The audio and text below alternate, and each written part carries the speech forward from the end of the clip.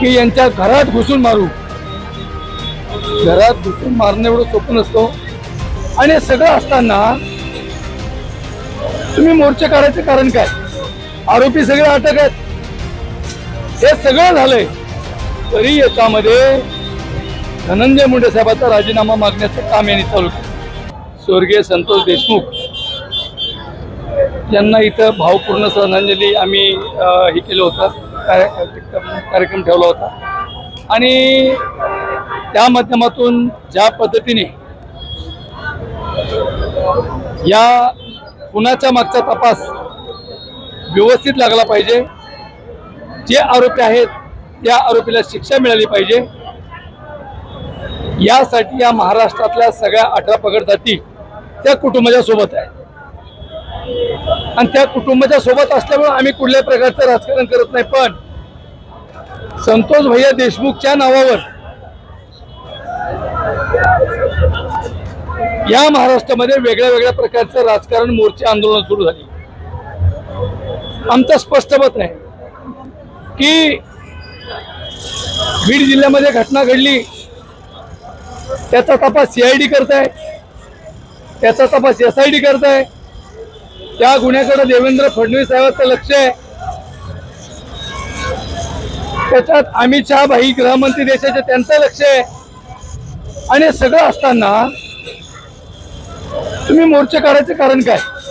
आरोपी सगळे अटक आहेत, हे सगळं झालंय तरी याच्यामध्ये धनंजय मुंडे साहेबांचा राजीनामा मागण्याचं काम यांनी चालू केलं. ज्यावेळी बीड जिल्ह्यामध्ये परळी विधानसभा मतदारसंघामध्ये निवडणूक लढवताना धनंजय मुंडे साहेब पडतीन कसे याची पण रचना केली. मंत्री होताना त्यांना डावलण्याचं काम केलं. पालकमंत्री होताना त्यावेळी काही घटना नव्हती घडली. शेवटला संतोष भैया देशमुखच्या मर्डरचं, खुनाचं राजकीय भांडवल करण्याचं काम त्यांनी केलंय. राज्याच्या मुख्यमंत्र्यांनी सांगितलंय की या केसमध्ये कुठल्याही प्रकारचं राजकारण होता कामा नये. त्यामुळे राजकारण झालंच नाही पाहिजे, मेन मुद्दा आहे. त्यामुळे हे जर होत असेल त्या महाराष्ट्रातला OBC भयभीत झालाय.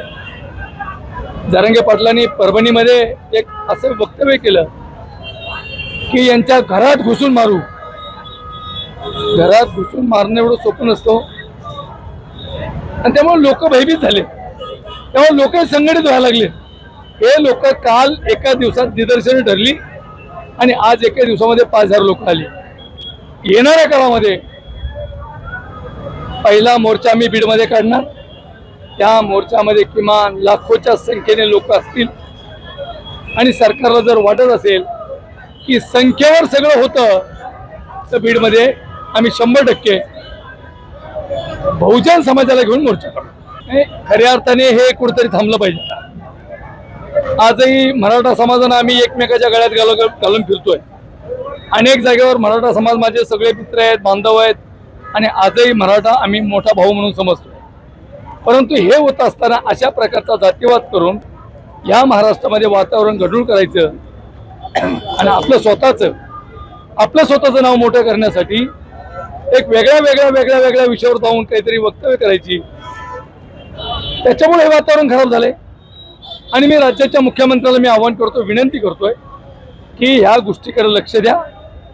नसता महाराष्ट्रामध्ये जे घडेल त्याला जे बोलणारे आणि राज्याचे मुख्यमंत्री दोषी असतील.